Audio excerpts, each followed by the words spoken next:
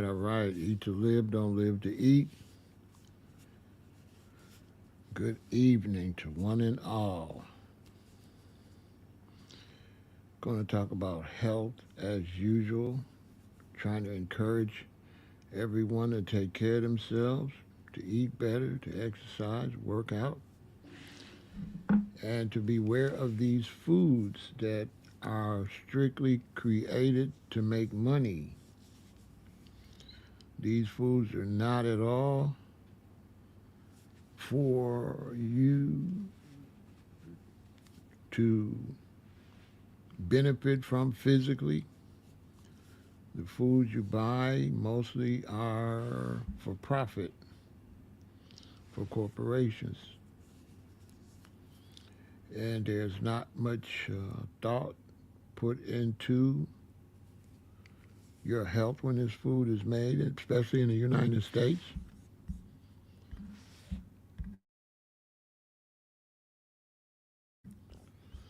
So, especially in the United States, is not health is not a major concern for the food manufacturers in this country. And on top of that, if you do get sick, money is made off of your sickness.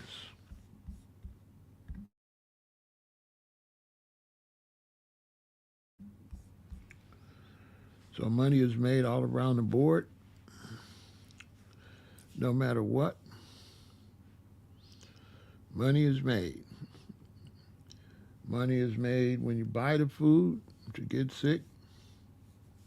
Money is made off the medicine that you need for your digestive system and other matters.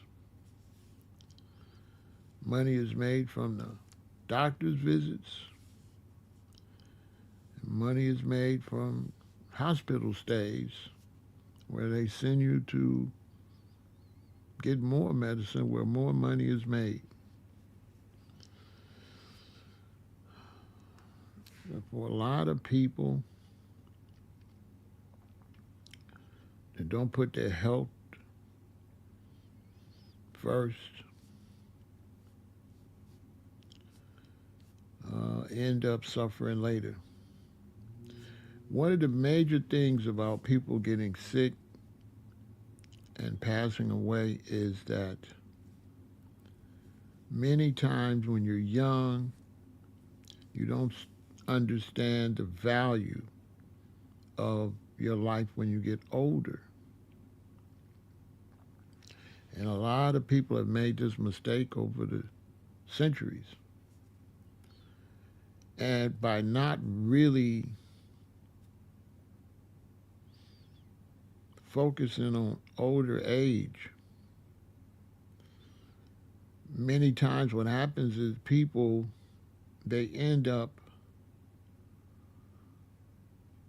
finding out that, you're really trying to tie things together when you get 50, 60, and 70. And so a medical issue in your 50s and 60s and 70s can be devastating. It could be devastating to your relatives, and it could be devastating to your financial situation, where your financial situation is not really intact because you kind of took for granted the importance of the later years of your life. And, when you're my age, I'm 66 years old, I have to watch people go through this all the time, and they really didn't value this stage of life. And so what happens is they end up in bad situations because, nobody wants to get sick and die like they say they do. When you talk to a lot of young people, they say it all the time. Well, you're going to die anyway. Well, you're going to die anyway. Well, but then when that moment comes, they change their story. They don't want to die anyway. They try to do everything they could think of to stay alive. So that's a bad concept. Never have that concept, you're going to die anyway. It's not a good concept. One of the worst things you can do is to get sick and know exactly why you're sick and know that you made yourself sick. Anybody could get sick, you know? Anybody can get COVID, anybody can get pneumonia. But to have something, some type of illness that you know you intentionally did is one of the worst things you could do to your life. I've always said I didn't want to, drink liquor, drink liquor, drink liquor, drink liquor, and drink all the time like an alcoholic. And then find out I got cirrhosis of the liver and know that I actually gave myself cirrhosis of the liver. Or eat. I got diabetes. And it's not like I got diabetes and, oh, wow, how did I get diabetes? Oh, wow, I get diagnosed and I'm surprised. Oh, wow, I'm surprised I got diabetes. No, I consumed a whole bunch of stuff and actually gave myself diabetes. And actually got to go to dialysis, which is a very horrible situation. You don't want to have to go into dialysis. It's brutal. Maybe eventually they'll get it better where you don't have so many marks on your arms. They got to put so many holes in you every so many days. Man, it's horrible. And so you really have to work to take care of yourself. And so recently, we've had a situation where T.D. Jakes had fell out. He was giving a sermon, and he was sitting in a chair, and he got real dizzy or whatever. He fell out. He says he's all right. He said he went into surgery, had some type of surgery, and he's all right. But when I look back at that whole situation,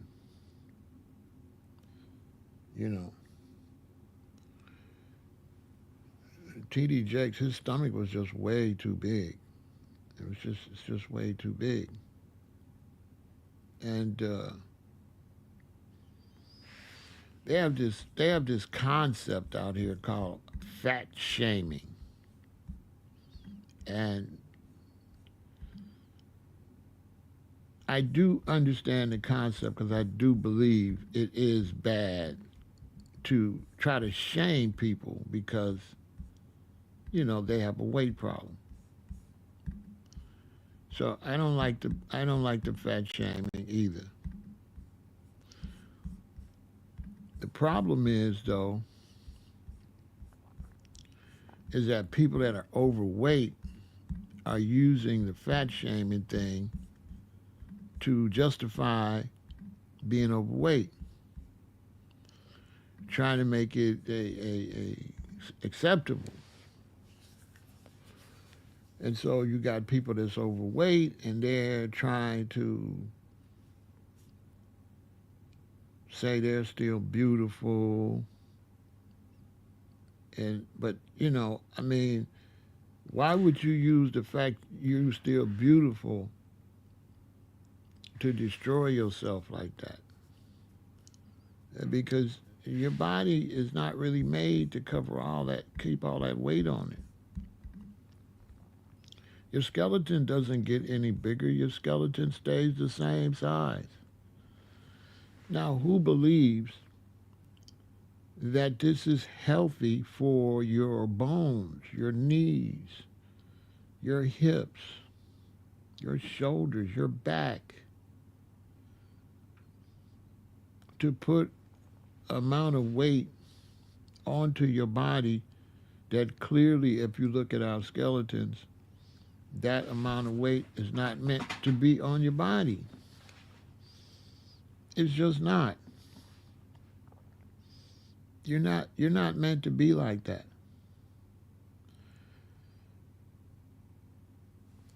You're not meant to eat like that. And so what happens is people are they try to push the idea to love yourself if you're overweight, but they don't deal with the concept is you're not supposed, what that has to do with eating. Are you supposed to eat like that? And so you're dealing with the weight, but you're not dealing with the eating. And I got a couple of friends I'm trying to help now. I'm trying to help them lose some weight. And they're overweight. They go to the gym, but they can't really work out like a normal person because they're so big. And, they keep showing me how they're going to the gym, but I'm saying, yeah, but what's happening when you get back home in the kitchen?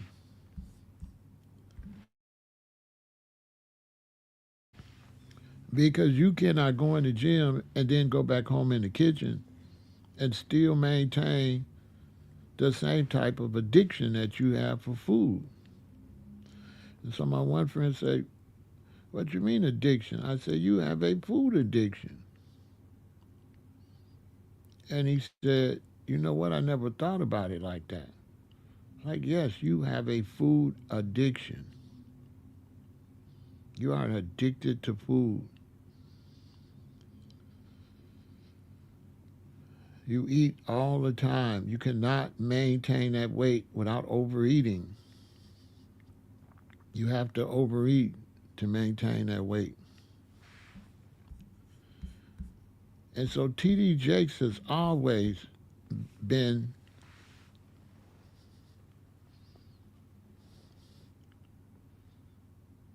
overeating. He's been able to overeat and get on the stage and talk all this inspiration to people while leading people in the wrong direction, because that's not a good role model for people up there like that. And then you're going to have all these people in your church overeating too. I mean, that's not a good role model. You've got all these people looking at you and they seeing you overweight like that, and you're normalizing it. You're making it normal. Knowing that all his life he's had difficulties. All his life it's been hard carrying that weight. Very hard. It's been hard for him to preach with all that weight. I can't believe he haven't been fell out years ago. Because the brothers, when I watched him, when he fell out, his stomach, you can look at that stomach and see there is something wrong with you. That is something wrong with you. There is complications in your stomach. That's not healthy at all. That is 100% unhealthy. Now, some people are able to live a long time unhealthy like that. And so people just blow it off like, well, he lived a long time. But what they don't tell you is everything they go through to be like that. Even if you look at this picture, you can see why they have to get knee replacements, because look at his left leg and look at his right leg and look how he has shifted his weight. Well, that left knee has got to hold all that weight Okay? You can look, one way you can tell that you're not supposed to be that size is look at his wrist. Look how small his wrist is. His wrist doesn't match his stomach. And so my thing is this. I thought he said God was real powerful. I thought he preached that God is powerful and God could do anything. But God can't help him stop eating like that and lose no weight.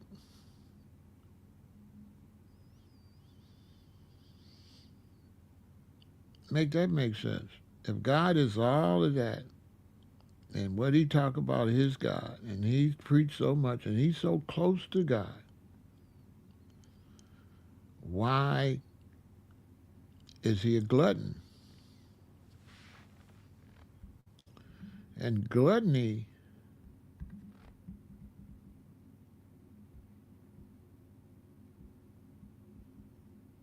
is not at all a good thing.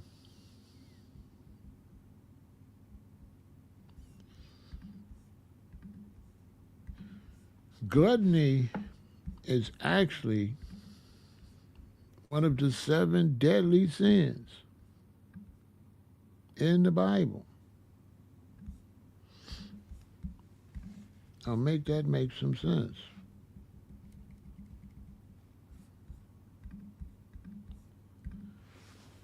Lust, gluttony, greed, sloth,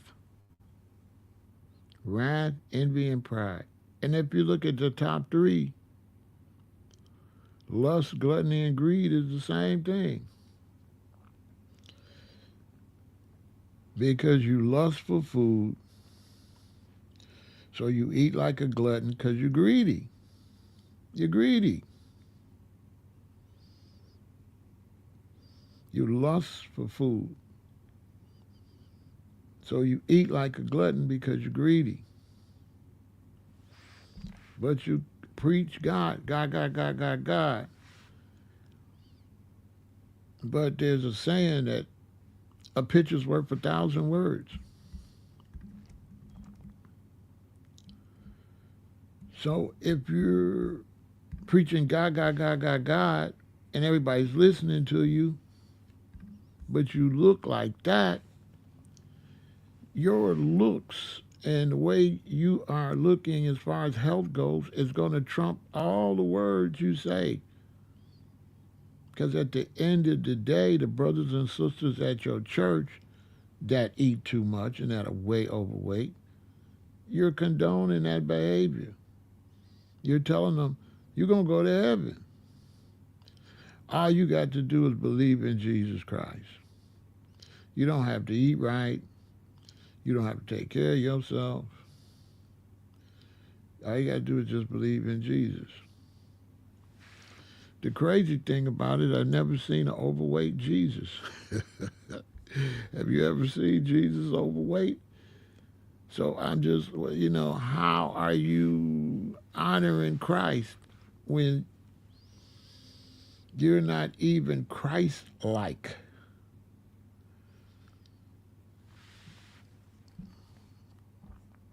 Not at all. As a matter of fact, most likely, many of the Romans back in the palace that was part of the regime that crucified Christ were probably fat and sloppy. They were probably overweight. Many kings and rulers in Europe died from gluttony, ate themselves to death. They used to get the taxes from the people that barely got food, and they would have just all this food, and they could just eat all day. If it's time to go to war, they let their general go do all the fighting. They can't fight. They let the general go and get the army and get some men in shape to go fight, while he sits there and he can't do anything but just eat and eat and eat and eat and eat. all in the name of this great, strong God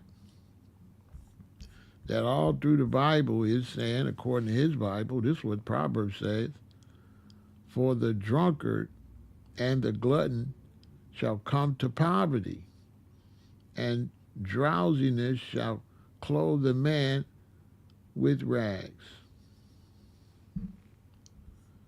So according to the scriptures, once again, if you look, it says health is wealth. Because if you're a drunkard or a glutton, you end up poor.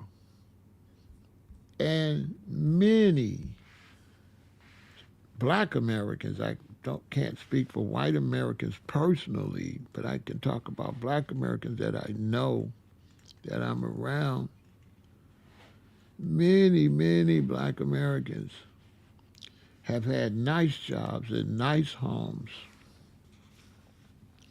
and it all dissipated because of medical expenses.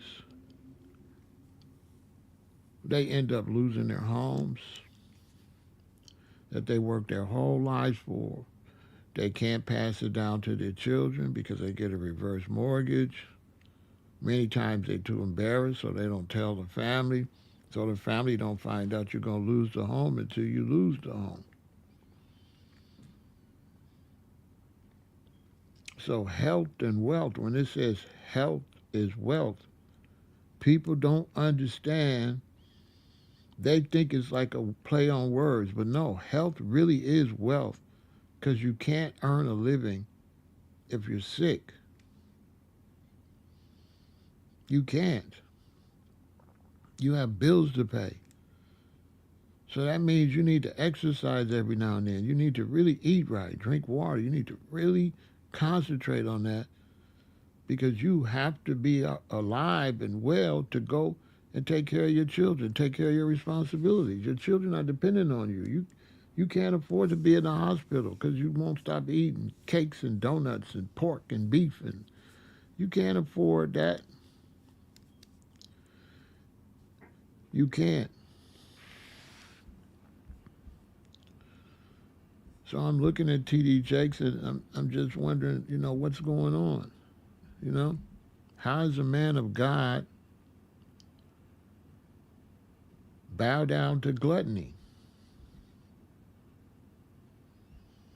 I mean, it doesn't make much sense to me.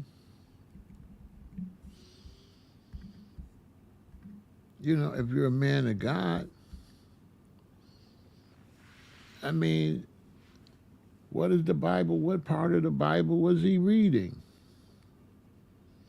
We have Proverbs, Ezekiel, Galatians, Philippians, John and Jeremiah. Proverbs warns against the overindulgence, saying, do not join with wine and bibbers, nor with those who glut themselves on meat. For drunkards and gluttons come to poverty, and lazing about clothes one in rags. In Ezekiel, it says, it lists gluttony as one of the sins that led to the judgment of Sodom. So Sodom and Gomorrah, basically, one of their main problems was gluttony. Is why one of the reasons the place was destroyed. In Galatians, it includes drinking bouts, orgies, and the like in the list of works of the flesh that will keep people from inheriting the kingdom of God.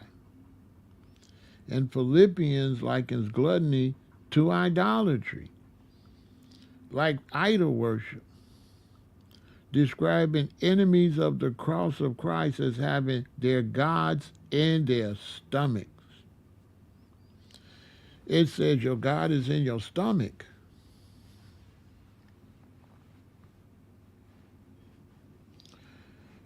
And John, the book of John, describes gluttony as laboring for the food that perishes. And in Jeremiah, it describes the glutton as having broken cisterns that can hold no water. So it's looked at as very negative because overeating sets off an off balance with family or even with a city because you have people eating too much. And anytime you have people eating too much, there's going to be less food for the other people. They're not sharing. They're eating other people's food, or they're eating their food for 2 or 3 days. They're eating in one day. So they're running through food unnecessarily. This is one reason why the supply chain in America is stressed. Because people are overeating. That's why. So I'm trying to figure out how is that godly? I mean, I see him talking. You know, I see Jake's talking, but I don't see how he's promoting any sort of righteousness or any sort of strength within God if he himself cannot control his eating habits.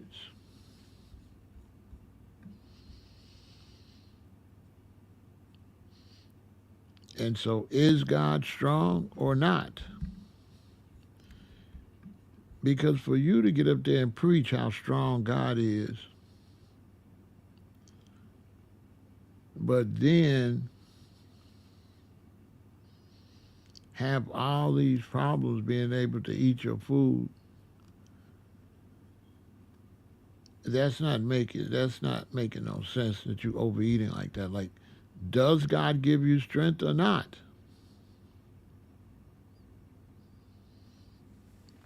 I mean, make it make some type of sense, at least some type of sense. You know, does God really give you strength?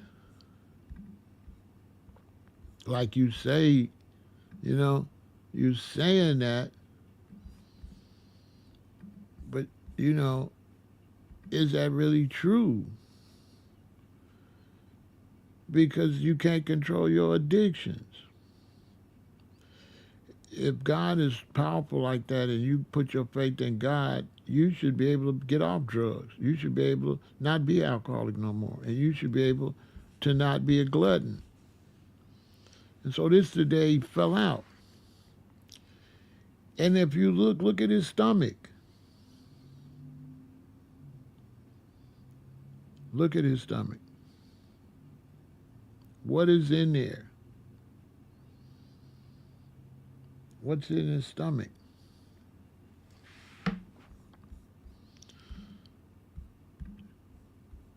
That's how you have to look at it, people. You have to ask yourself, what's in your stomach?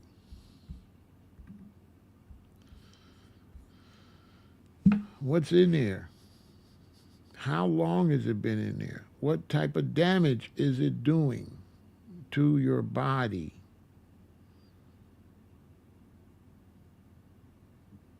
Why does your arms not match your stomach?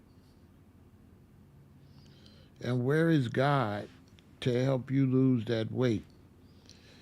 But you say, God, but then you got to go to the doctor.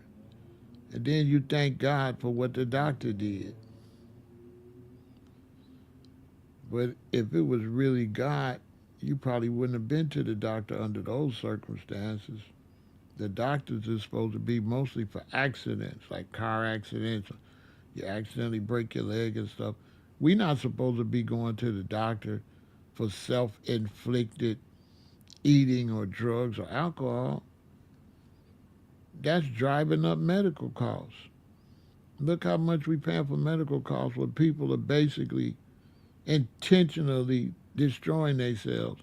And the doctor's got to spend all this time saving somebody that can't even save themselves.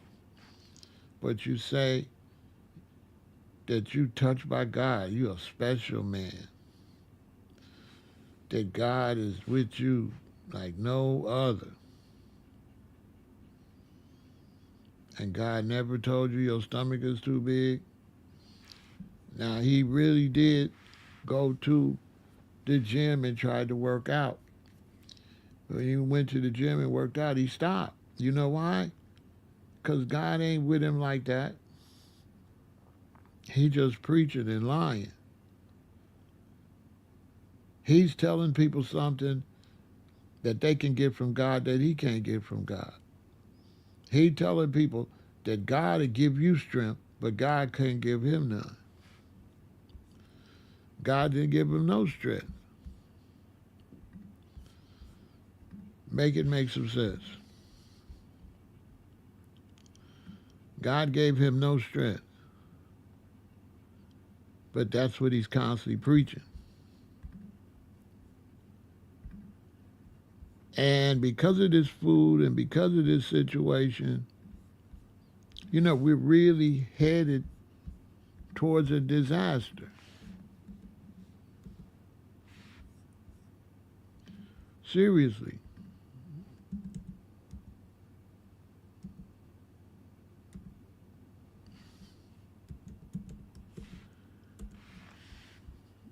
We are really headed to a disaster.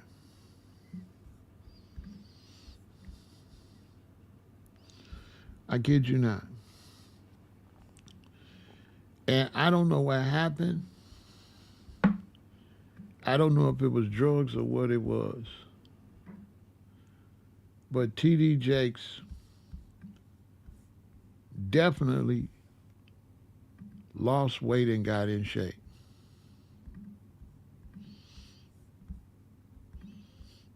I remember watching him do it. He lost weight and he got in the best shape of his life. He was looking strong. I don't know what the motivation was behind it. And I don't know what happened, the reason he fell off. But he definitely lost the weight at one time. He was in the gym going hard. And some kind of way, I don't know what happened. You know? I don't know what he did, but I don't know how he went from this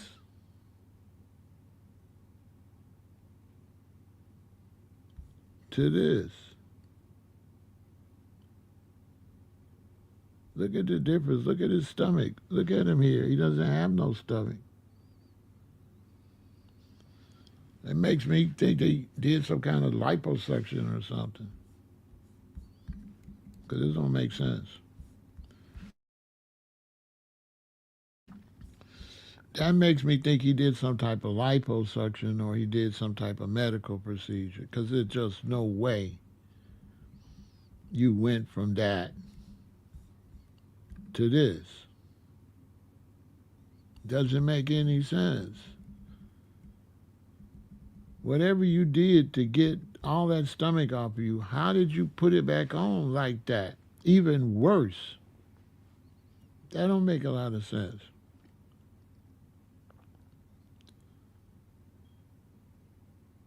Doesn't make sense.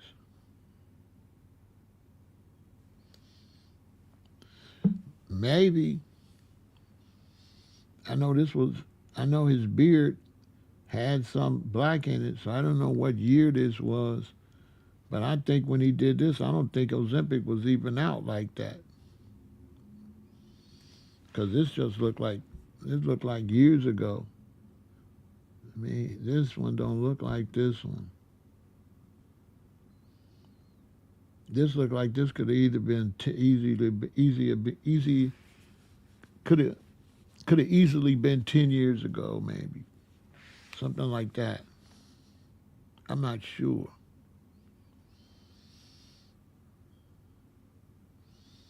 But he definitely looks like another person, and I don't know why he couldn't keep it up.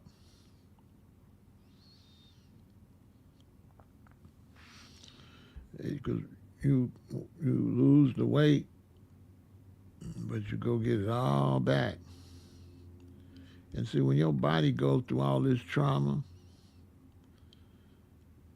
big and all of that, and then you get to the point where here it looks like he just totally gave up, you know, because his stomach looks crazy from this. How did you get that stomach out back out there like that? That don't seem to be healthy. You know what I'm saying? Something ain't right. And it's a shame because that weight really causes a lot of problems. It could lead to cancers, diabetes, and other chronic diseases. It could reduce your work productivity and make you go into early retirement. And it, like I said, it increases healthcare costs for everybody. Because when you don't eat right, man, you create a whole lot of problems.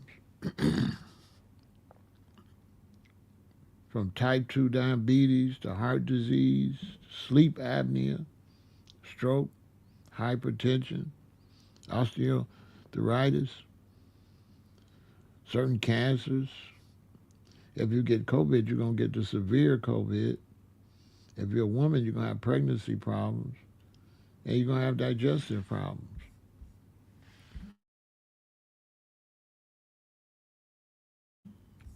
Seriously.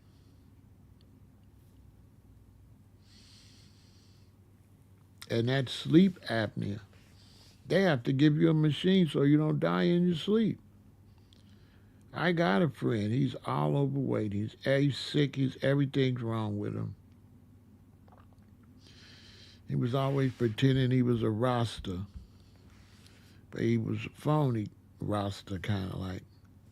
He says a Rasta, but he might be anything when ain't looking at him.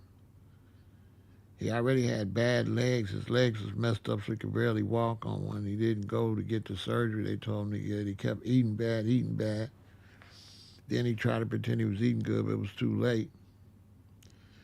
And he had to sleep apnea, and he had to sleep with that machine, or he'd die in his sleep.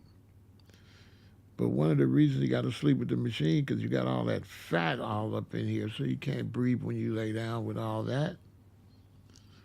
That's going to affect your breathing. You know? You can't lay down with all that fat and all that stuff. You know what I'm saying? Like even skinny people like me, we get fat. Not fat like but we get fat on our body. We get, you know what I'm saying, weight on our body. And it's not healthy. That's why I've been in the gym. Because you can be skinny and still have a stomach. Still have skin that's, you know, you don't want no bunch of soft stuff or you don't want no love handles around your waist here. You want to be solely get rid of that because to me,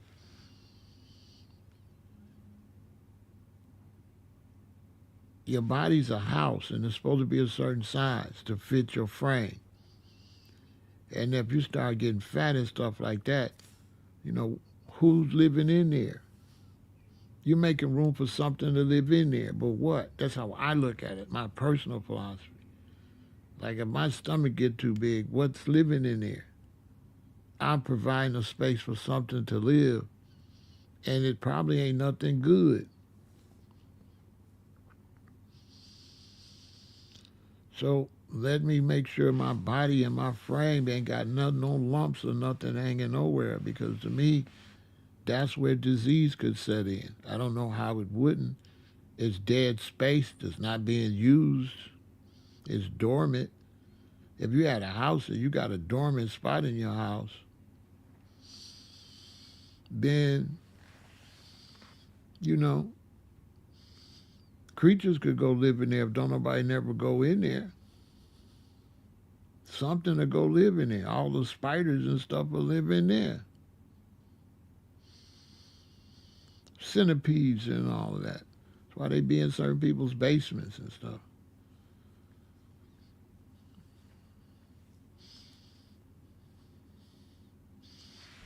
So I'm just trying to figure out how is God so powerful, but you got so many Christians that God don't give them the strength to control their eating habits. That makes no lot of sense.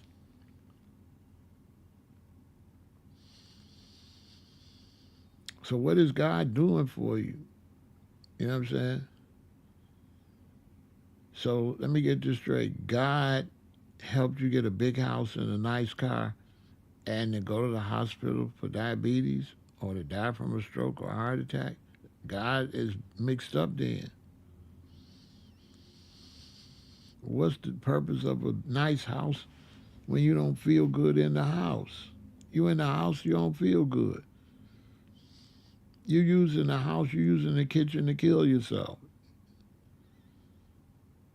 That don't make a lot of sense. And that's why we in the mess we in now.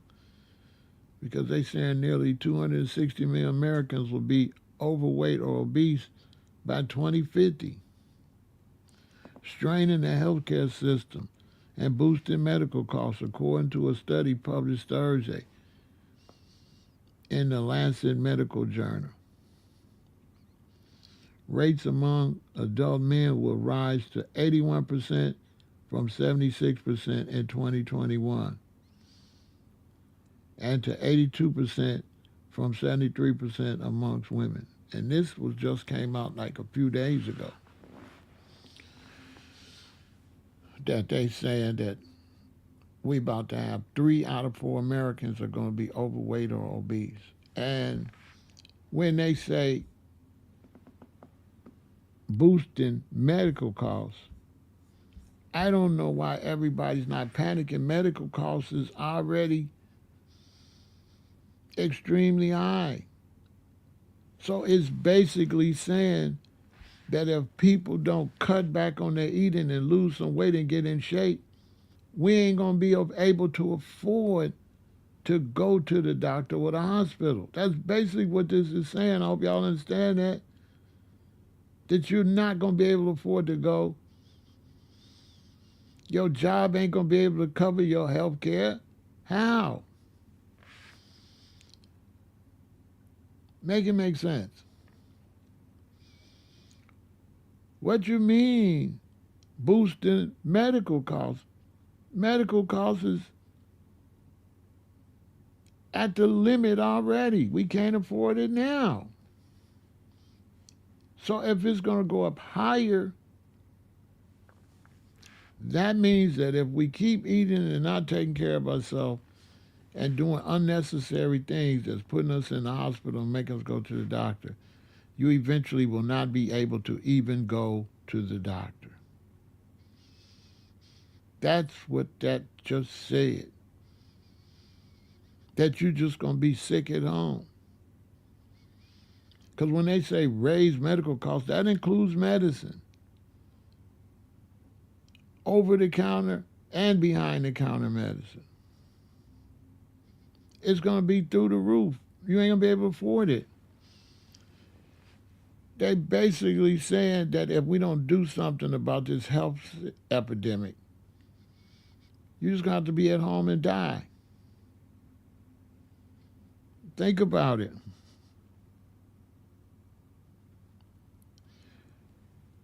You know what I'm saying? Imagine if cars all was $80,000 and they said if we didn't behave a certain way, car prices will go up. You'll be like, go up? Do you understand what they just said? Look at it again. They say they straining healthcare systems and boosting medical costs.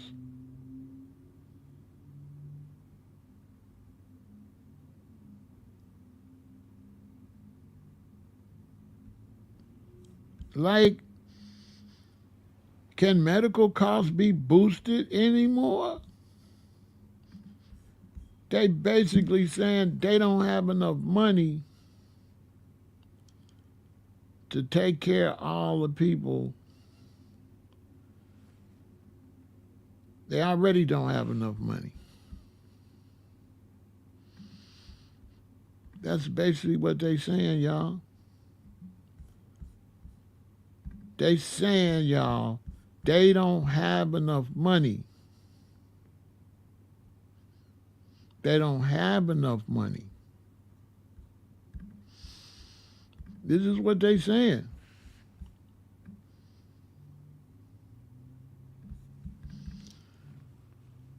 This is what they saying.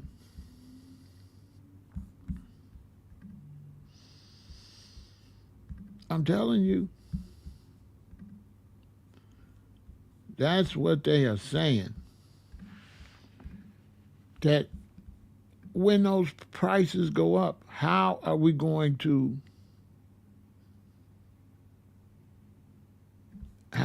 survive?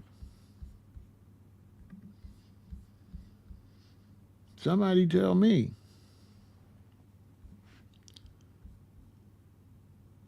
How are we going to survive?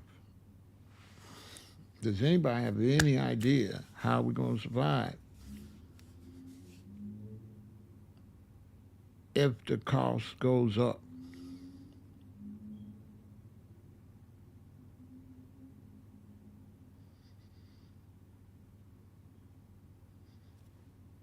Make it make some type of sense.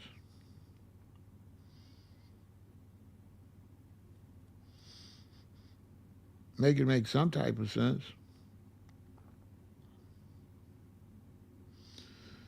We have people so sick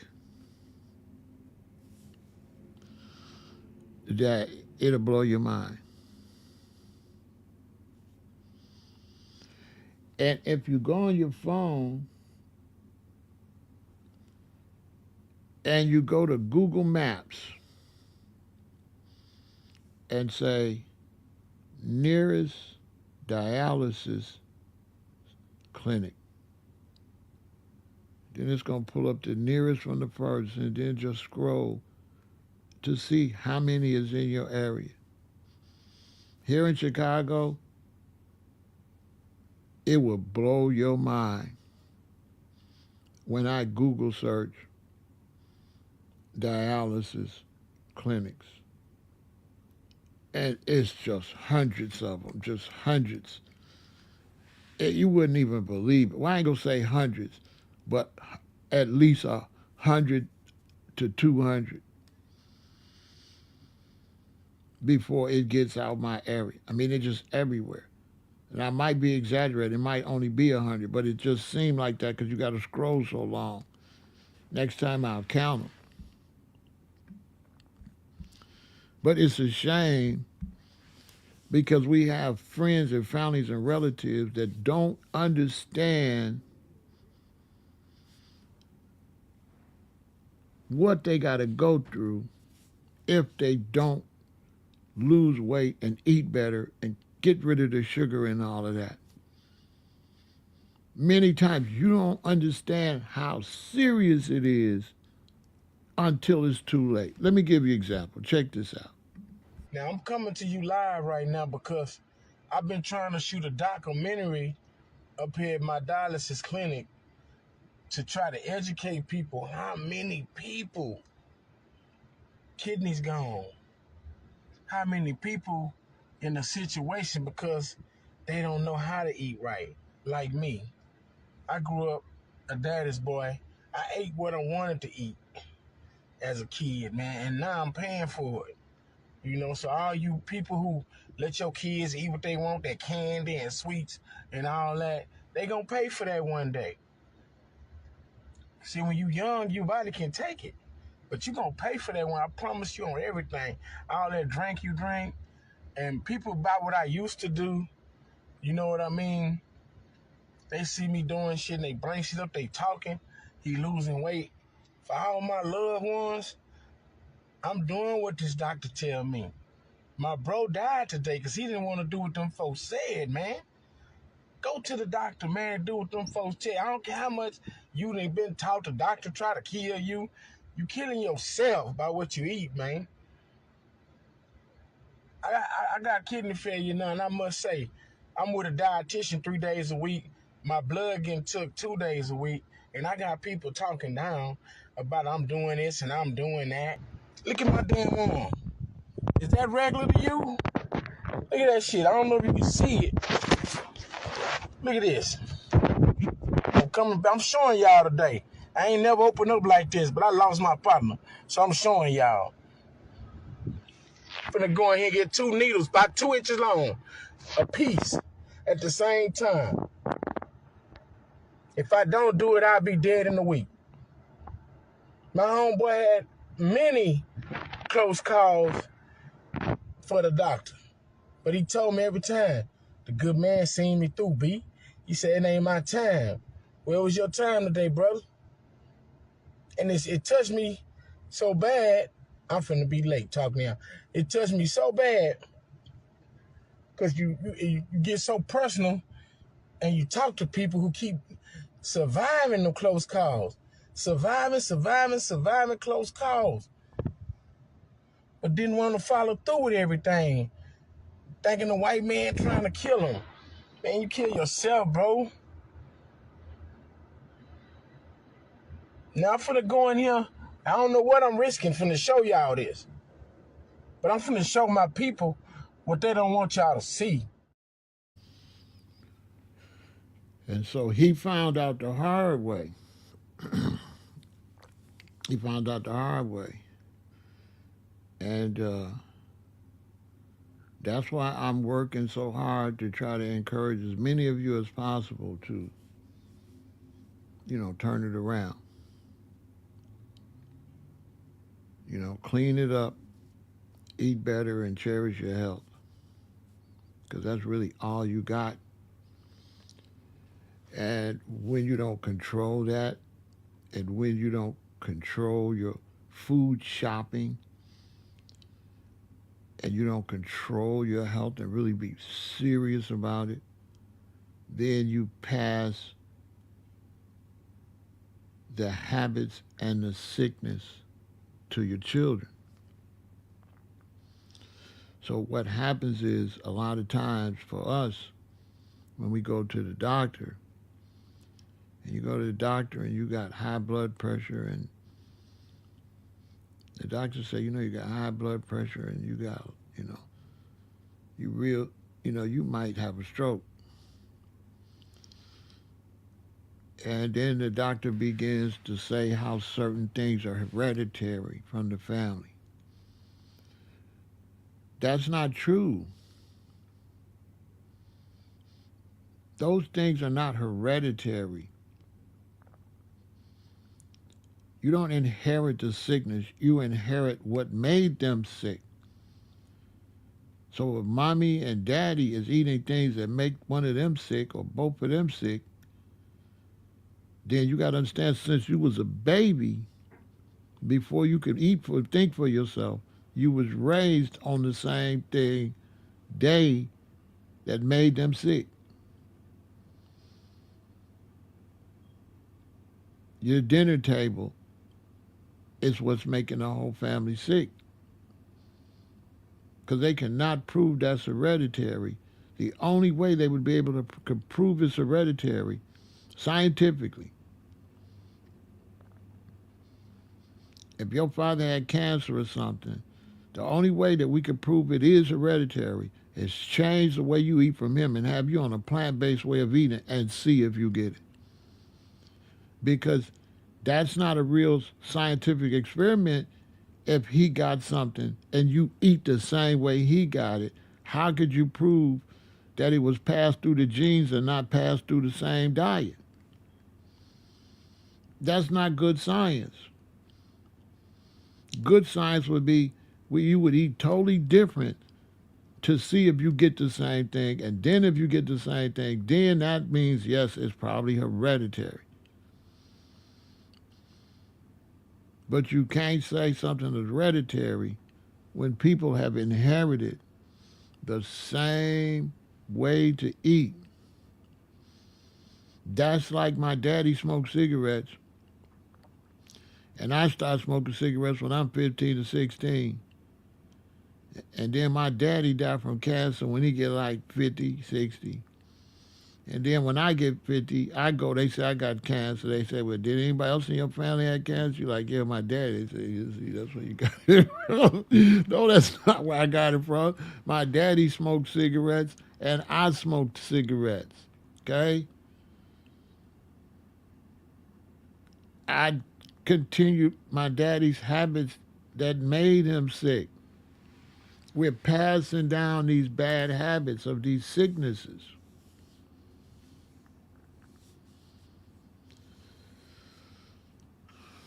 Because with food, you try to look for something so that you can keep doing what you know not good for you. You know what I'm saying? You keep looking, keep looking, keep looking, keep looking to try to find some kind of way to do what you know you're not supposed to be doing. Seriously. Me, I wrote this manual. It's called The Easiest Way to Become a Vegan, right? And I wrote this manual. Make sure you go get it at www.veganintel.com. I wrote this manual because this is how I became a vegan. I made this up myself because I couldn't go vegan. I couldn't figure it out. I couldn't go plant-based. I wanted to. My teacher that I had met at that time, that I didn't know he was my teacher, but now I know he is. He was telling me, you got to stop eating meat and all this stuff. I wanted to do it. I went and threw all my meat and fish and stuff in the garbage. Don't ever do that. Don't ever throw your food in the garbage because you want to change the way you eat. Don't do that. Eat it and just don't buy certain stuff again. Don't throw it away because sometimes you throw it away and find out you can't do it. And that's what I did. I threw all my food away and I couldn't do it. I had to go back and buy me some more meat. And the main reason I had to go back and buy some more meat is because I didn't know how to change the way I eat. I just thought you just could change the way you eat. I didn't realize, oh, I got to learn how to shop different. I got to learn how to cook different. I have to allow my taste buds to change. I have to adapt to my social life, going around people and not eating the stuff I'm used to eating when that's all they got there.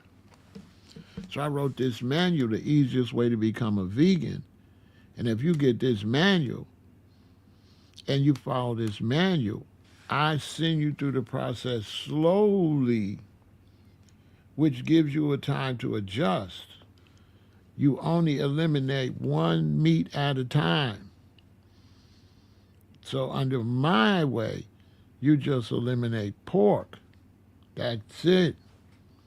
And you eat everything but pork. And when you're sure you don't want any more pork, you eliminate beef. So now you don't eat pork and beef, but eat everything else. And when I say everything, everything and anything. Because if you try to eliminate too many things, you will fail most likely. It's only going to be about, out of 100%, it's probably only going to be about 5% that's going to be able to do it hardcore. Maybe less, because I couldn't.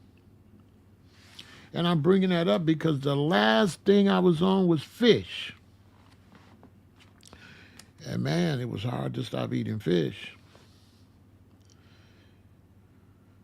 Because I liked it. A lot of people don't understand. You're giving up food that you like. You're not giving it up because it's nasty. You've been raised on it, so you like it. It's not till you get off of it and clean your system that you don't like it no more. So like me, I can't eat it now. I'll probably throw up. Yeah. So if you get my manual, Danielle, it will help you a lot. Get the manual. Because what you're supposed to do, Danielle, is when you get to fish, what you do then is you make everything else vegan, right? So what you do is once you get to the point where it's fish, then make everything else vegan. Make your mac and cheese vegan. Make your greens vegan. Make your pastries or whatever. Make all that. So basically everything is vegan and you're just eating some fish. See what I'm saying? You're on the last step. Well, you're doing great then. You're going to be there. She says she's got it. She's on the last step. Take your time on the last step. Don't rush. Just wait. Just wait and clean everything up and stay like that until you change. Because I'm telling you, boy, it was hard, Danielle. Woo-wee. And I remember the day I went vegan. I remember it clear. There's a fish place on East 87th that was called Doc's. And east is way over here, and I'm west, way over here, going down Ashland. And I'm going down Ashland. I turn from Vincent, and I go over to Ashland, and I get on Ashland at like 95th, somewhere like that. And I'm driving north. And here's 87th Street. I'm driving north, and Doc's Fish is on 87th Street. And I'm driving, and as I'm getting close to 87th, I'm thinking, because I hadn't had no fish in a few days, I'm thinking, man, when I get to 87th, I'm going to make a right and go to Doc's. I got to get me a fish wish sandwich. And I'm like, no, I shouldn't. Yeah, I should. No, I shouldn't. And when I got to 87, instead of making a right turn, I kept driving. And I never craved fish again. How did I kick sugar? I replaced it. Because sugar's just sweet, right? So the best way for you to kick sugar is first switch from white sugar to brown sugar. First. Right? So switch from white sugar to brown sugar. Don't buy any of the sweets or anything like that in the store. Buy sweets, go to Whole Foods and get your donuts and stuff. That way, you know what I'm saying? So get some brown cane sugar, because I eat cane sugar. I eat, a lot of stuff I buy has cane sugar in it. So it's not about it's not about cane sugar. Cane sugar is not bad for you. White sugar is bad for you because it's processed. It's not the fact that it's sugar. It's the fact that it's white sugar is processed. Same like table salt. You want to get a different salt, which I'll show y'all the salt in a minute. And so all you do is switch over. And then all you do, Danielle, is switch over, right? And because you're still eating fish, get you some cane sugar, get you some honey, and get you some maple syrup. And use different ones at different times. Use the maple syrup a little bit, use the cane sugar sometime. Use the honey sometime. Because you can stay on honey till you get off fish. Honey is an animal byproduct, but it's not really an animal. So just get you a bunch of sweeteners and change them up. Get some agave, right? and cut back on the sweets, period. So you don't want to. So, in other words, I eat cane sugar, but I don't eat a lot of sweets. I drink my sweet. Like right here, I'm drinking my sweet. This is blueberries that I juiced with some lime in there and some maple syrup. And this is like my candy, right?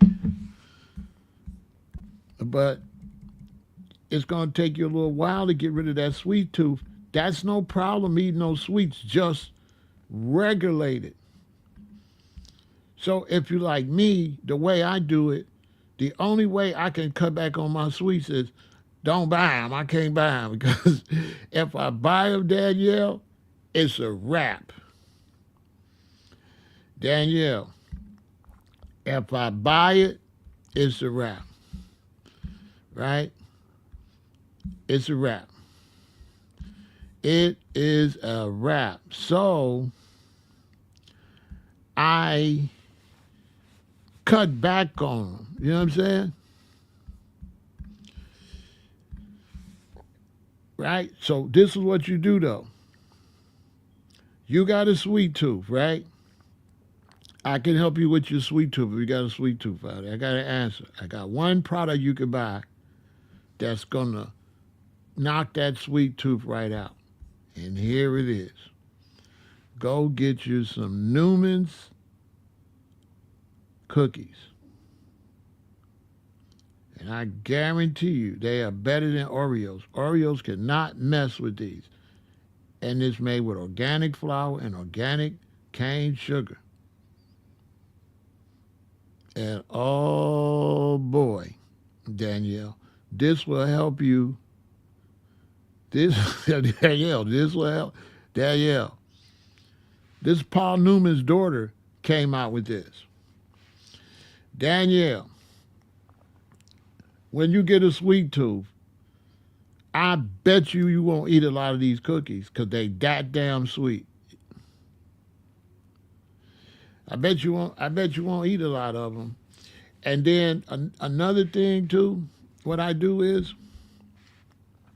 the best way to get off sweets and the best way to eat healthy is to go to the gym or to work out. Now, what you're going to have to do is when you work out, it's going to take you 18 weeks before you're there. The first 6 weeks, you ain't going to want to go to the gym. Make yourself go the first 6 weeks. Go twice a week. That's it. Twice a week, go to the gym. Work out half an hour would be even better. 45 minutes to an hour. So this is how you all do it. You go to the gym twice a week and you force yourself, right? You force yourself to go to the gym for 6 weeks. Don't miss a week. You ain't going to want to go. The second 6 weeks, you still ain't going to want to go, but you ain't going to want to mess up the first 6 weeks. So you're going to be like, well, I went 6 weeks all the time. So now what's going to happen if you go 6 weeks steady?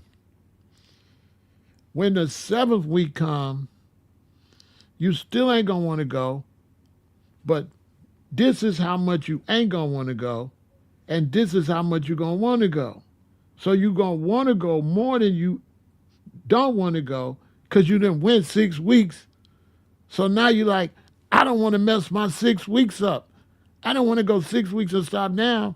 So then you go the second 6 weeks. After you go to the gym twice a week for the 12 weeks, for the last 6 weeks, you're going to want to go. Now you're there. Now, once you get to the last 6 weeks and you're going, right, Danielle? And you in there sweating and you feeling good and you losing weight and you tighten up muscles, You ain't gonna want no cookie because you're gonna be like, You know what I'm saying? That's how I did it. I don't listen. When I go to Whole Foods, there's a vegetable section, and then when I come around and I get all the way to the other end of the store, that's where all the donuts and candy and cookies and all the vegan stuff is. I don't go over there. I don't go over there. I don't even walk over there because I don't want to mess my workout up. I'm like, I'm not finna. I've been working like a dog. I don't want no cookies, right? But this is what I do. So let's say I don't get no cookies 1 week, 2 weeks, 3 weeks, 4 weeks. After I done did the 18 weeks, if I go and get the cookies, Danielle, right? I charge myself a workout. So use the sweets to work out because they're going to give you a boost. So eat 2, 3, 4 cookies and then work out. Or work out and then eat the cookies. So in other words, burn them off. Charge yourself. Okay, if I'm going to get these donuts, I'm going to have to do some crunches. I'm going to have to do some leg workouts if I'm going to get the donuts. That's what I do now. If I'm going to get the donuts, I got to work out for the donut. I got to do something. I got to do some jumping jacks. I got to do some chords or something for the workout. I got to work out for. I got to charge myself. So I'm still able to eat my vegan chocolate donut, but I got to burn it off. Because I know some brothers that exercise all the time, and I seen the brother eating some cake and stuff like that. I said, bro, you know you work out. He said, no, if you work out for it, you're going to burn this off. He said the only reason that these things hurt you is because you sitting around. He said, but if you work out and you eat this stuff, your body going to burn that right on off. So that's the best way to do it.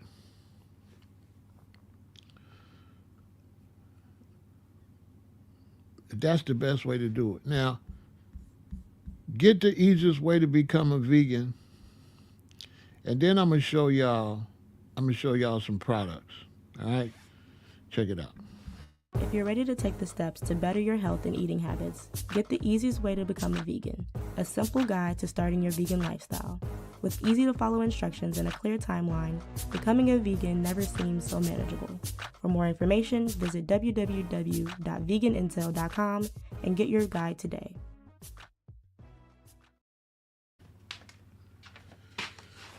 So look, let me show you a couple products with the salt. So I did some research. I went through a lot of salt, and they saying that the pink Himalayan salt, and they saying some of that salt got like certain toxins and stuff in it because the way they mine it, right? So the way they mine the salt, it has stuff in it. So I've been watching. So I watched this one dude, and he had all the salts, the good salts, not table salt, and he lined them all up. And the best salt that I was told to get is Baja Gold mineral salt. This is a wet salt, right? It's a moist salt. And this is the best salt. I had this one. I bought the first best and the second best. I think I gave a friend the second best because this is the one I use. And another thing I've just learned is that before you drink some water, you take a little pinch of this salt and you put it in your mouth. And then you drink some water. Because they say the salt helps your body absorb the water so the water just don't run right through you. Some people put it in their water a little bit and stir it and drink it. But I'd rather put it on my tongue and drink it. So this is the best salt. You get a lot of it. A lot of this stuff you can get right from Amazon, right?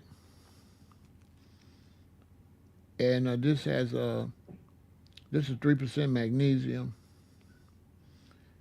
and 20% sodium. But this was what I was told was the most cleanest salt. Baja Gold Mineral Sea Salt is the world's healthiest, most flavorful sea salt. Naturally harvested from the Sea of Cortez, Baja Gold Sea Salt features a comprehensive mineral and trace element profile for enhanced taste and improved vitality. So this is the one to get, and it's going to last forever because it's really good. You can cook with it, everything. For your workouts, you can make. Redmond's kind of made the list, but there's another one way before that one. Let me see if I got it or if I gave it away. Hold on.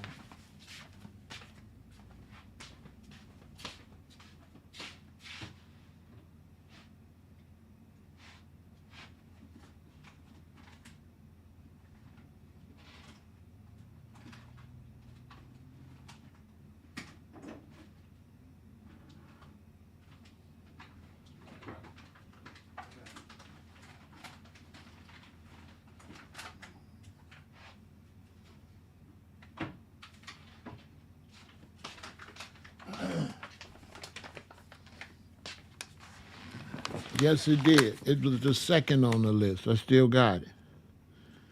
Yes, this was the second best on the list. Yes, I got this one too. I haven't even opened it. So yes, this is a great salt. It was the second on the list. Okay? I bought both of them. Okay? This is the Ancient Fine Sea Salt. This is also great. Right? This is the second best one. Yes, indeed. So if you got that one, that's great. That's great. You're doing perfect. You're doing well. Keep it up. I'm really proud of you, Danielle. You doing your thing. Danielle not playing. Danielle said, man, can I live? Danielle, like, she not going out like no sucker. I don't blame you. I ain't going out like no sucker either. No, I'm not. Shoot, come on. I ain't going out like no sucker.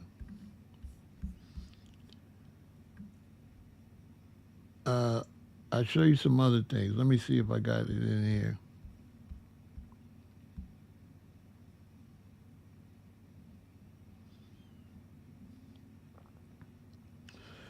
If we don't take care of ourselves, ain't nobody else gonna do it. And when you start young or older, you're still gonna be aging. And as you age, you're going to realize it's the best thing you ever did in your whole life. There is nothing that you can do in your life better than cleaning up how you eat. It's going to add so much to your life. So much to your life. I'm not kidding you. It's the best thing you could do, hands down, to take care of your health. Because it definitely gets harder to stay alive as you get older. The older you get, the more you actually have to work to stay alive. Now, one thing that you could get that I like, that you should get, is you should get this Hamilton Beach coffee grinder. This is very inexpensive, and this is a lifesaver. Because what you can do with that coffee grinder is you can make your own protein powders, and you can custom them. You can make them custom to put in your Drinks, when you make drinks, when you make juice or whatever, when you make smoothies. So get this, it's gonna be the best thing you could have ever bought. So one thing I do with this is hemp seeds. I put the hemp seeds in there. I'll put some pumpkin seeds in there. I'll put this, which is great, right? Steel cut oats in there. Or you can change it up, black sesame seeds, or if you want almonds or whatever, right? Could I do? I will. I will do it. I will do a whole thing on the. I will do a whole thing on protein. You know what I'm saying? I will do that tomorrow. Let me write that down. I will. I will come over here and do protein on how to get protein, right? And I'll show you something I'm going to grab. Do I have it? Oh, yeah.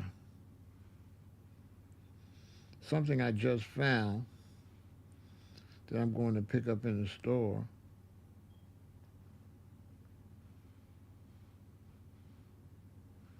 I don't know why I'm sending it to myself. I could just download the picture. Hold on.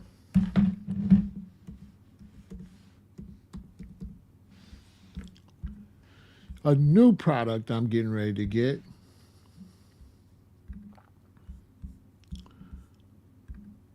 That I'm getting ready to hit the store and get for my workouts, to help my workouts, right? I wish I could give a shout out to the person I've been watching over here, but I just started watching him, so I don't remember his name yet. But I got a new product I'm getting ready to get for my workouts. Let me show you all that. And I will talk about protein tomorrow, plant-based protein, which a new study came out that showed that if you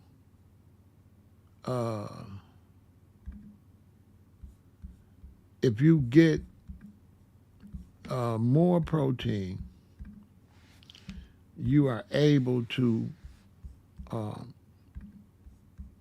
So they say if you're a vegan and you getting your protein, enough protein to survive.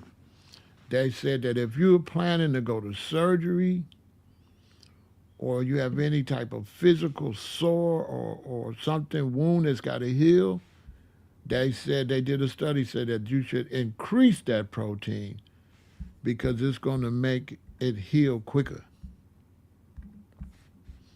So they're advising vegans to have an uptake in their protein if they plan to go to surgery or anything like that. So get an uptake on your plant protein. But because I'm working out, I'm doing a high plant-based protein eating program right now. So my protein is like through the roof, seriously, because that's the only way when I hit the gym, that's the only way I'm going to get some gains.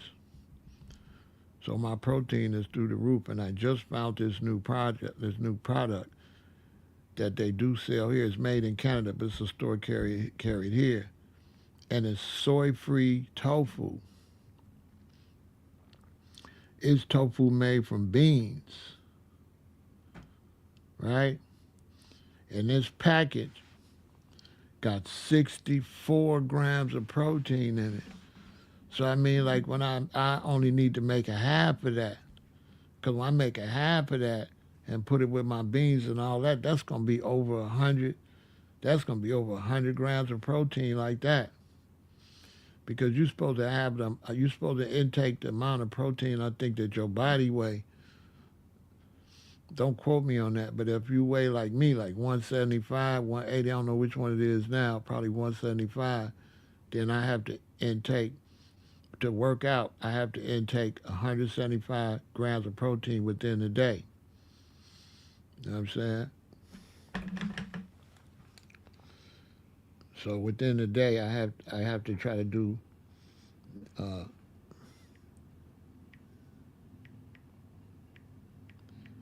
so I had to get like 58 grams of protein 3 times a day, which I do easily because I be doing double doses of everything. I do my protein shake in the morning. That easily be 50, 60 grams of protein. Truvani protein powder, I think I got that. Let me see. I think I got that. Hold on.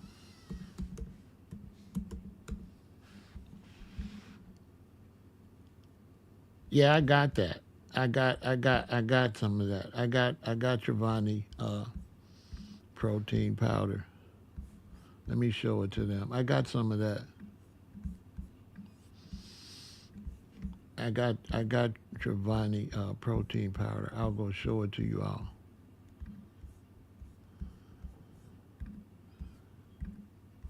Yeah, I got that. That's good protein powder. I went through it.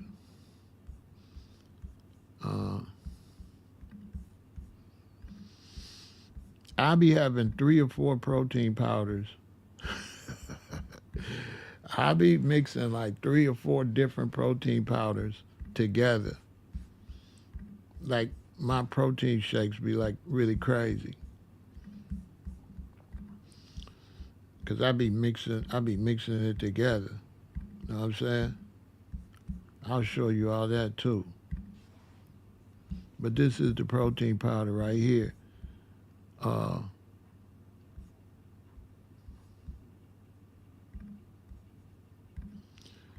right here. Let me uh, let me go show you what I'm talking about.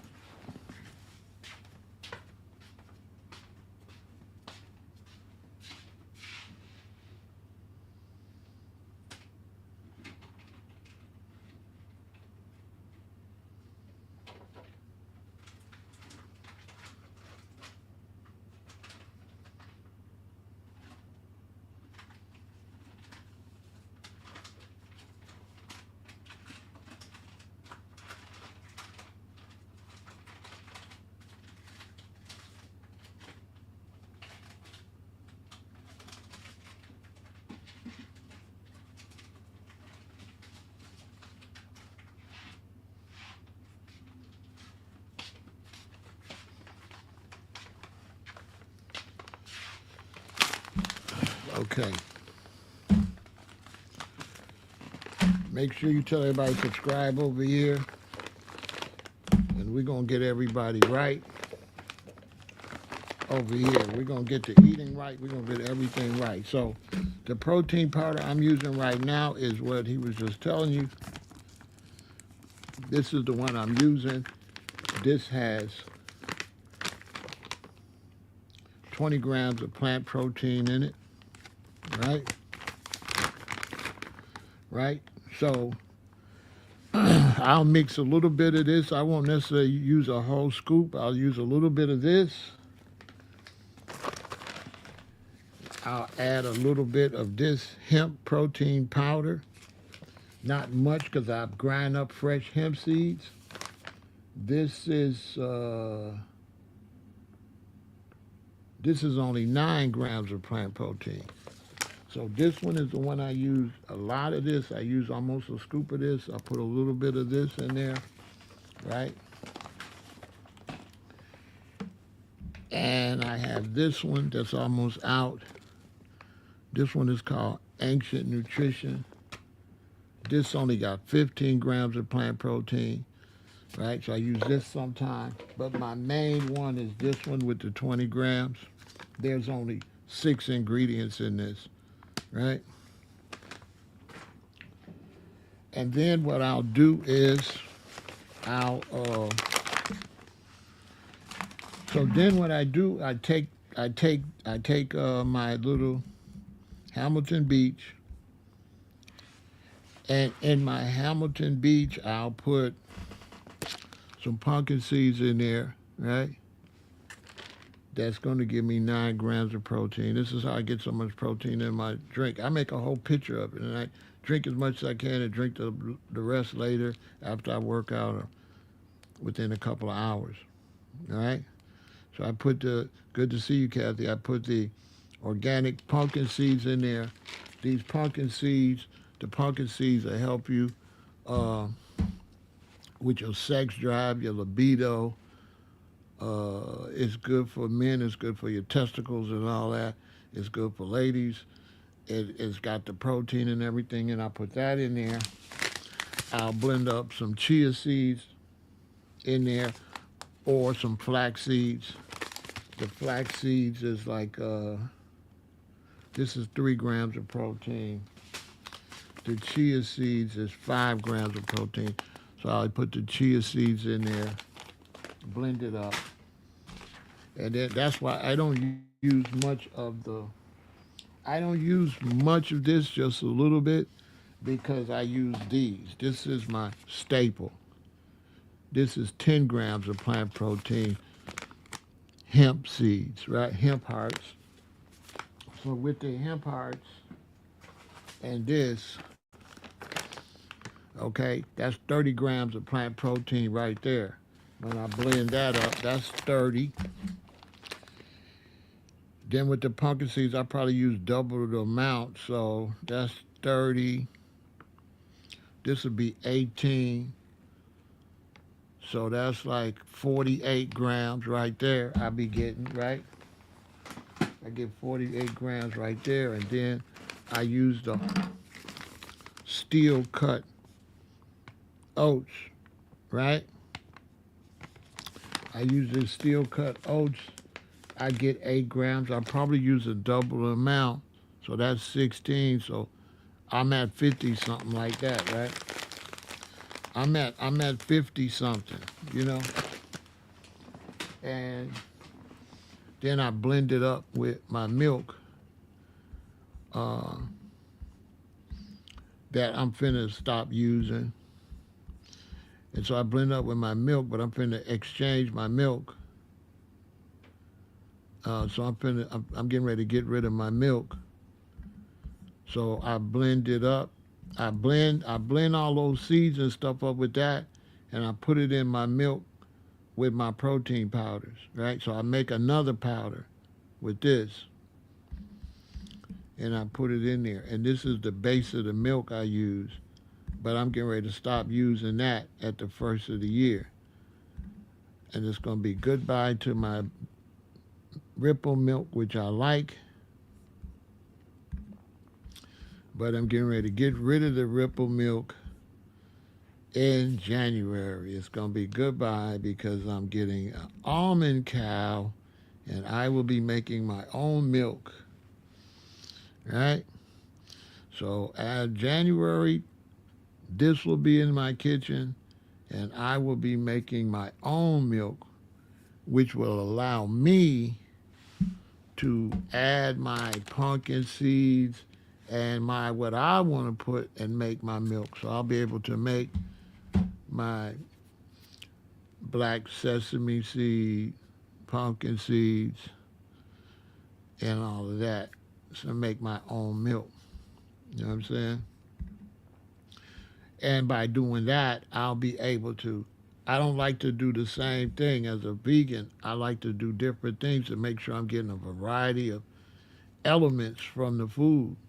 So when I get the almond cow, I'll be able to make a different milk every time to guarantee that I'm getting the top nutrition every week.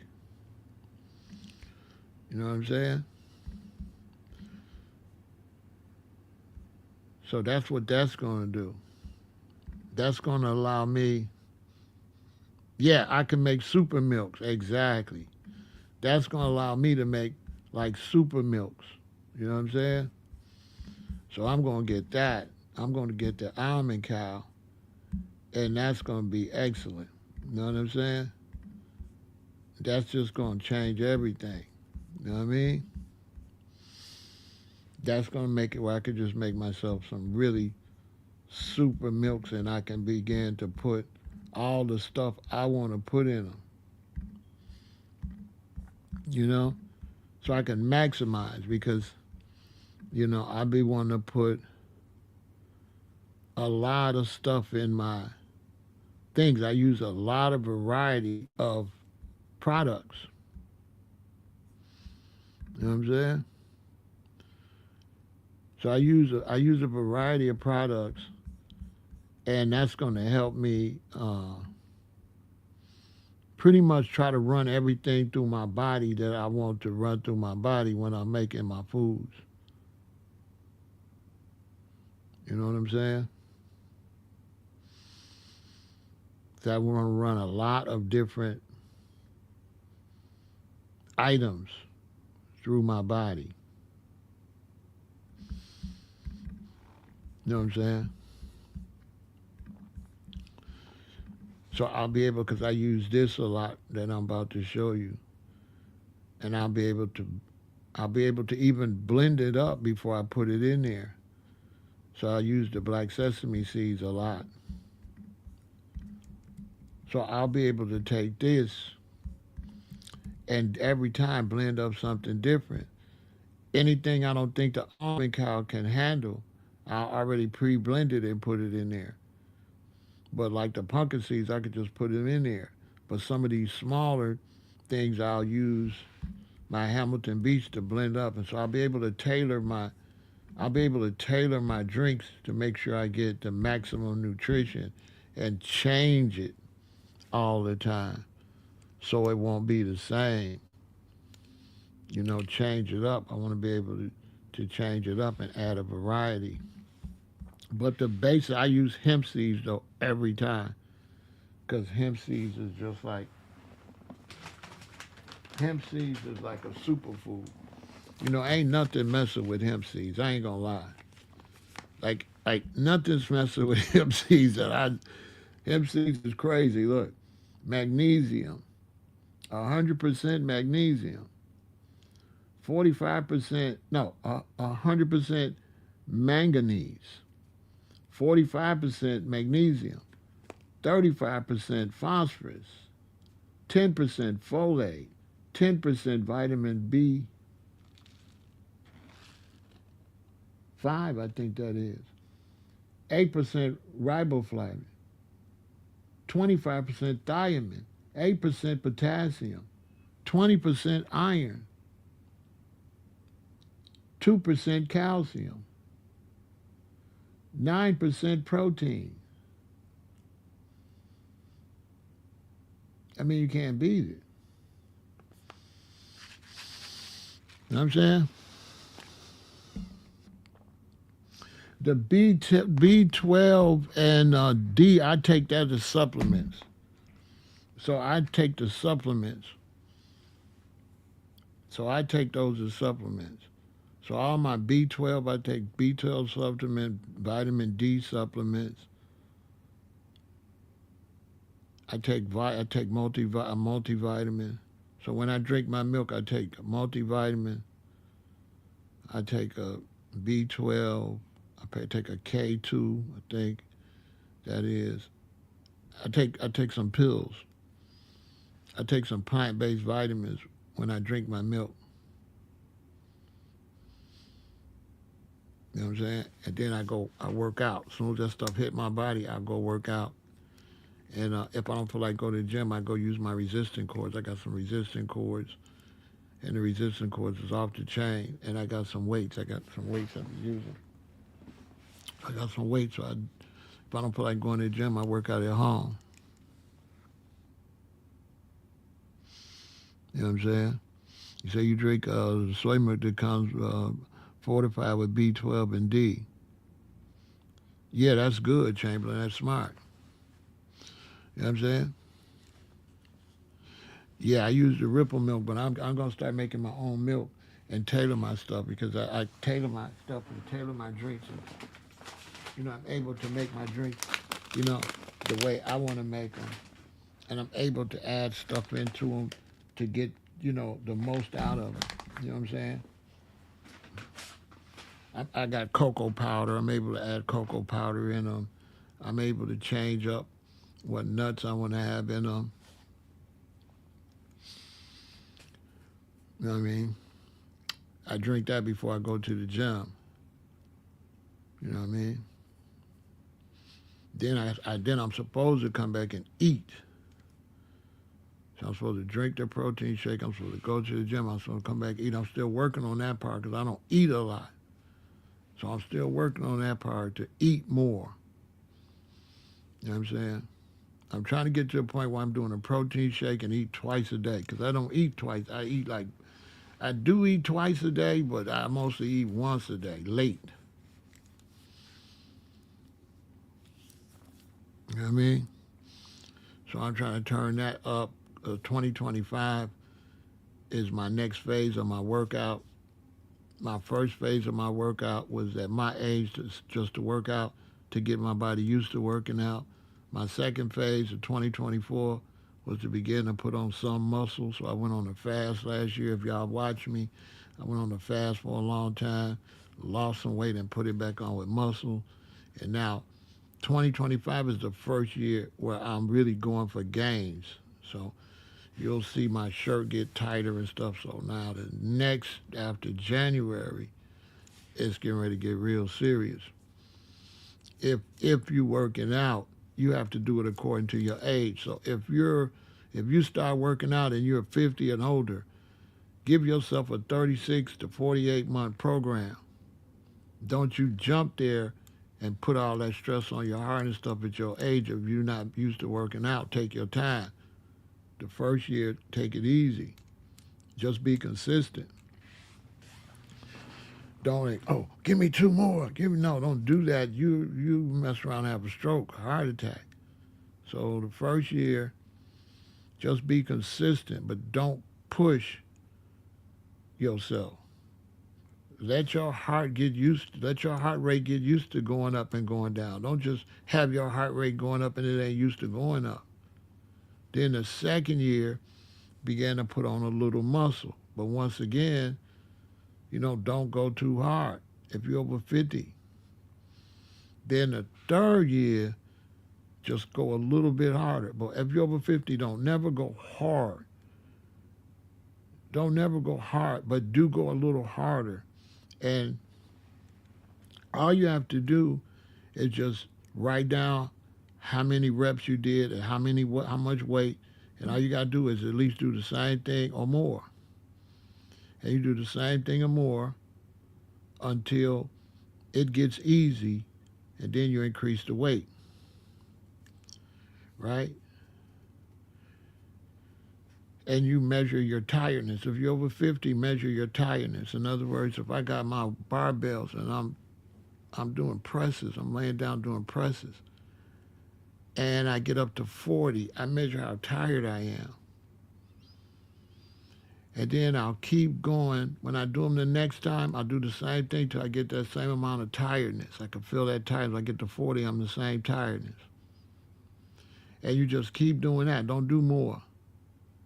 Just keep doing 40. Keep doing 40. And if you keep doing 40, keep doing 40.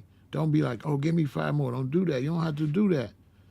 Just keep doing 40, keep doing 40. And one day you're going to get to 40 and you ain't going to be tired. And that's when you go, oh, 41, 42, 43, 44, 45. Now you done went up to 60.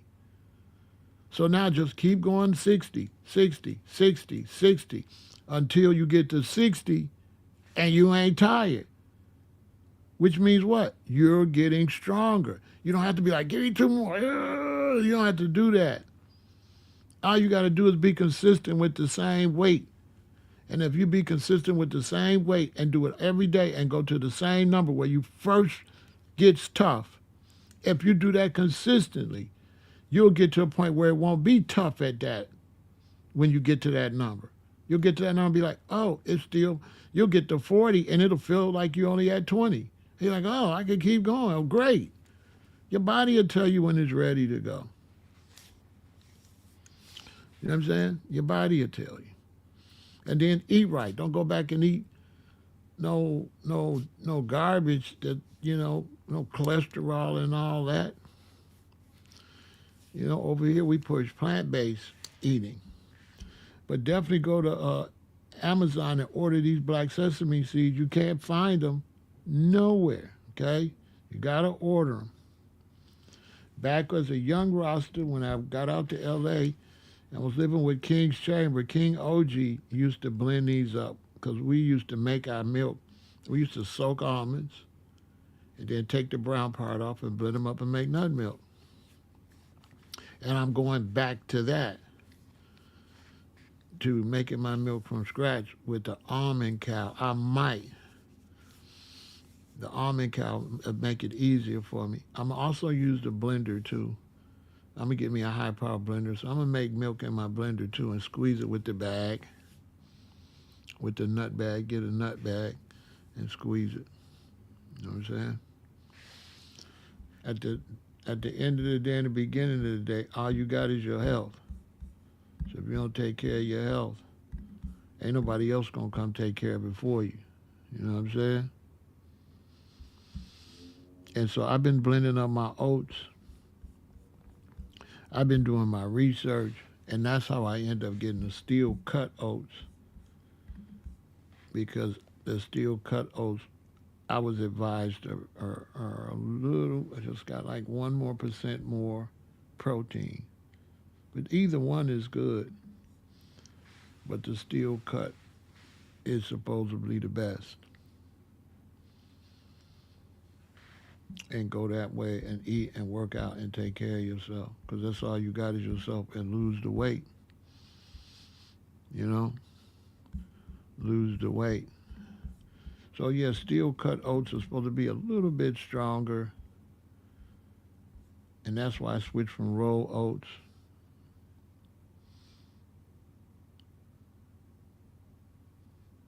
You know?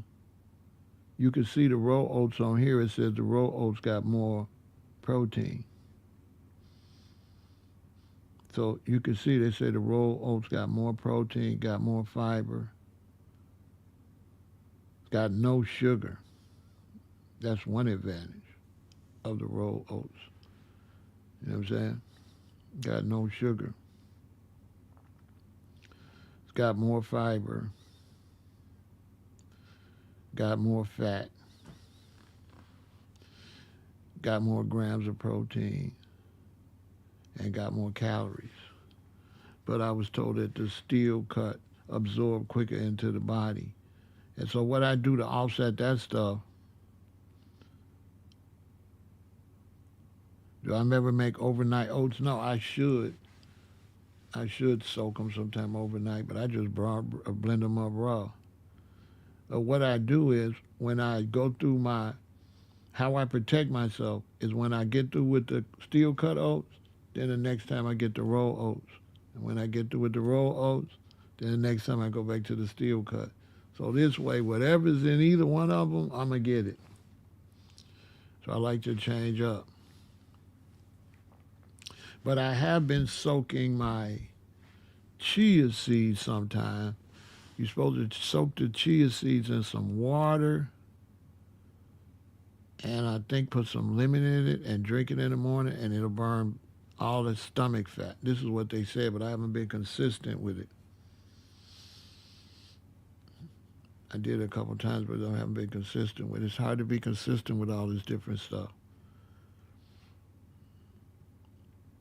There's so much different advice coming from so many different places. But I have been trying to be consistent with my workouts.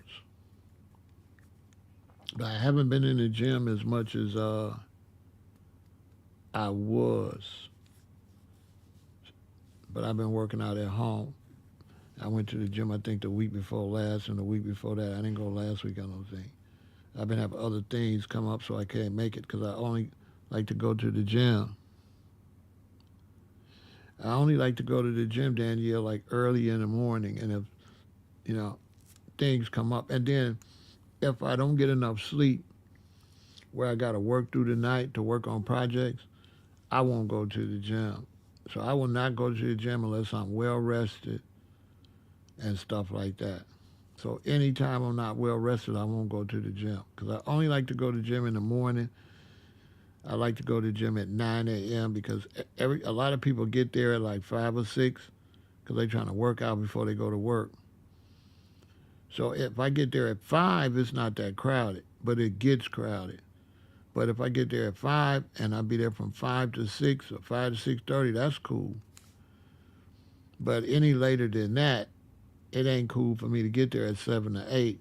It's best to get there at 9 when everybody go to work. And I pretty much got the whole gym to myself for a while. The gym don't really get crazy until about 3:30, 4.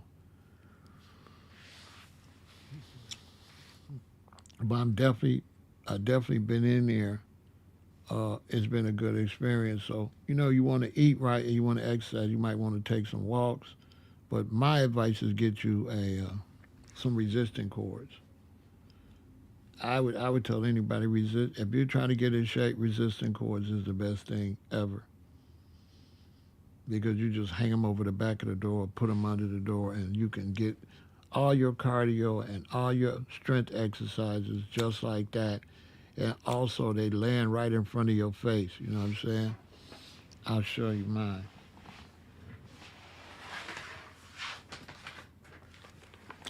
I be putting this cocoa in my stuff too. I'll be putting cocoa powder in my drinks because sometimes I'll use plain milk. I also be putting lion's mane powder in my drink sometimes. I have a whole bunch of stuff. Let me show you.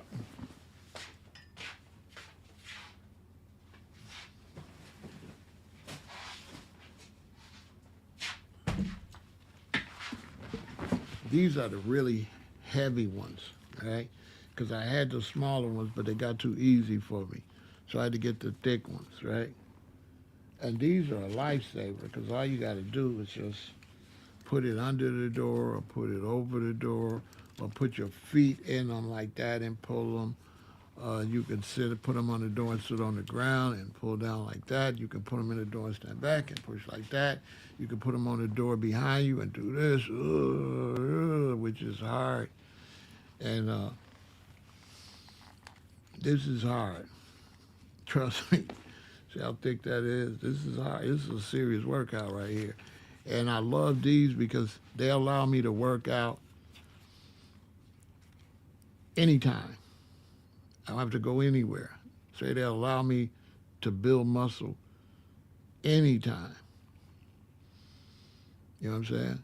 So if I go to the gym on Monday and I want to go Wednesday and I miss Wednesday, I'll just lift weights, maybe do some cardio, and do these that day so I still get a workout. And where I just don't miss my workout totally.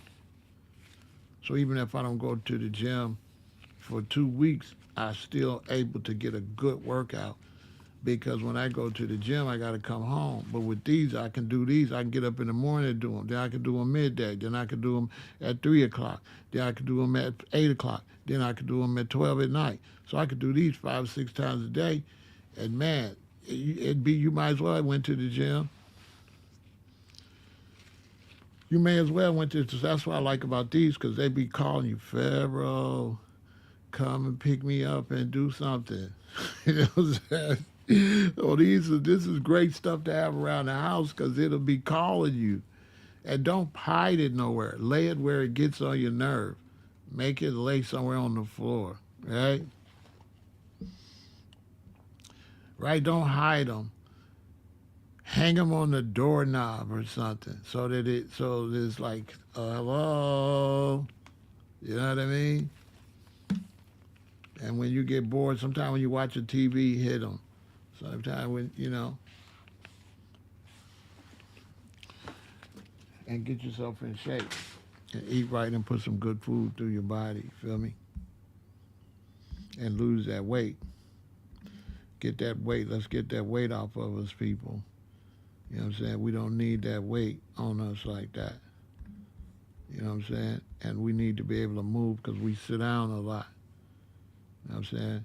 Brothers, you sit down a lot, so you're going to have to do some squats. You're going to have to do some stuff if you want to keep everything flowing down there. If not, everything going to get clogged up down there and you're going to have ED. You know what I'm saying? You're going to have ED if you don't move your lower extremities and move down there.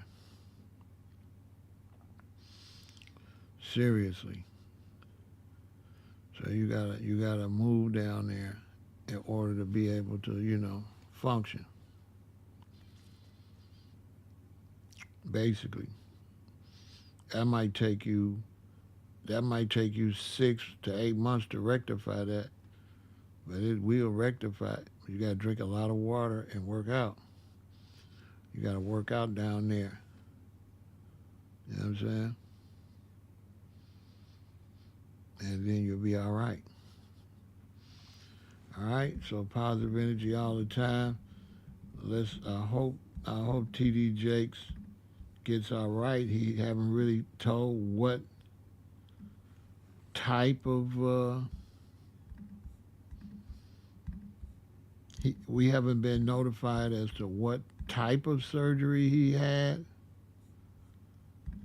You know, but hopefully the brother get back on his square and get that weight off of him, and you know what I'm saying, leave the sweets and stuff alone. You know what I mean? And get that stomach off of him. Because when you get older, you got to even work a little bit harder. And, you know, make sure you eat right and take care of yourself and stay out of the dialysis clinic, all right? V is for victory and vegan. Pan around the room, see what's going on, see what the numbers is looking like. It's my dialyzer, and that's my dialysis machine. Some things that I just wasn't paying attention to, and hopefully this can help you guys out. So one was laziness. Laziness was one of the things. It was a big thing for me because get my crystals out. But laziness was one. They say like when you get a lack of wanting to do things that you normally do, but see, the catch-22 with that is that can be considered depression. It can be seasonal depression. Mine started fall/winter. So I thought I was going through seasonal depression. So I kind of ignored that and I kind of threw it off as maybe I work too much, I don't get enough sleep, or I just need to go to sleep. So that's one. The second one was dry mouth. At night, I would have a lot of dry mouth. That resulted into me snoring. I never really used to snore until right before. But my mouth used to get real dry, real super duper dry. Another one is I used to urinate a lot. And when I say a lot, like maybe every hour, every half hour, 45 minutes, hour and a half. Like I was using the bathroom a lot. And at first I thought it was because another symptom was the fact that I was super duper thirsty. And I used to drink all the time, like a lot of water. I used to guzzle 16-ounce water bottles. I used to guzzle 2-liter sodas, and I know I shouldn't have been drinking sodas, but I used to do that. So with that came a quick weight gain because of the fluid, and I didn't know about the fluid, so I was gaining so much weight at one point in time. And then when I had the spells where I was super thirsty and drinking a lot of water and using the bathroom a lot, I dropped like 40 pounds like this. Like I think in about a month or 2 months, like basically 20 pounds a month, I was dropping the weight.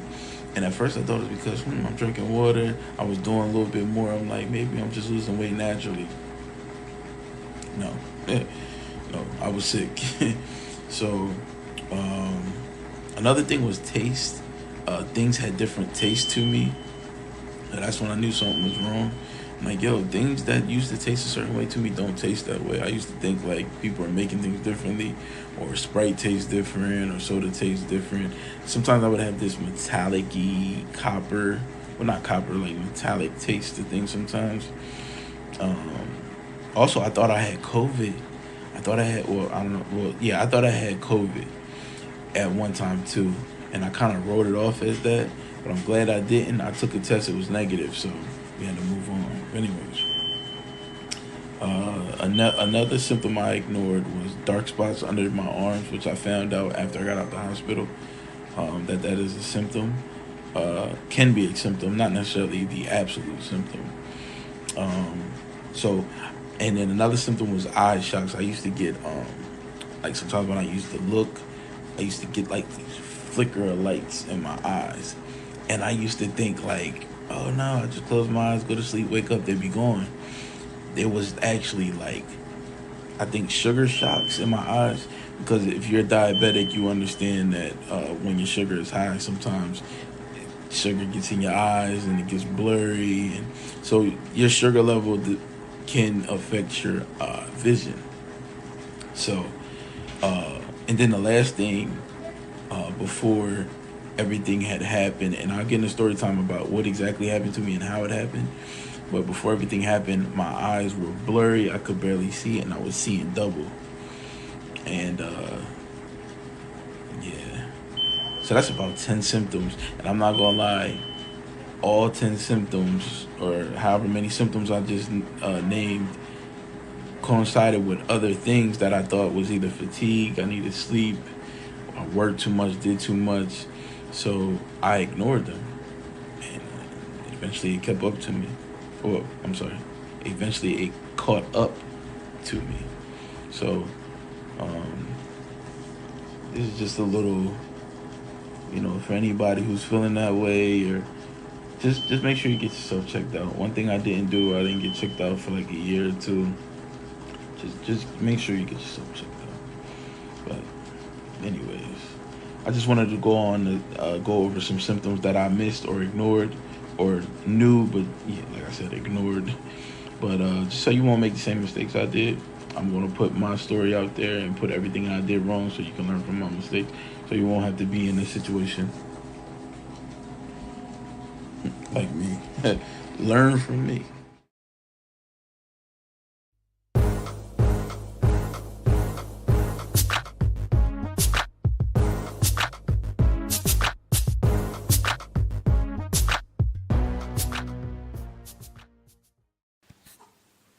Peace, health, and longevity. If you want to consume more plant-based foods, if you want to abstain from junk foods, if you want to consume fruits, vegetables, nuts, seeds, and herbs, and avoid dead flesh, artificial flavors and colorings, sweeteners, anything that is unreal basically, purchase this particular manual, The Easiest Way to Become a Vegan by Pharaoh Ramesses El Aton, who has been a vegan 40 plus years. He will take you step by step on how to abstain from the junk foods, how to abstain from the dead flesh, the chicken, the turkey, the pork, beef, and all sorts of animal products. Purchase this particular manual, The Easiest Way to Become a Vegan, to eat more natural. Remember that the herbs are for the healing of the nations. Let food be your medicine, and let medicine be your food. Consume of every fruit-bearing and herb-bearing tree. Unto you it shall be for meat. Purchase this particular manual, The Easiest Way to Become a Vegan, by Pharaoh Ramesses El Aton. Peace, health, and longevity.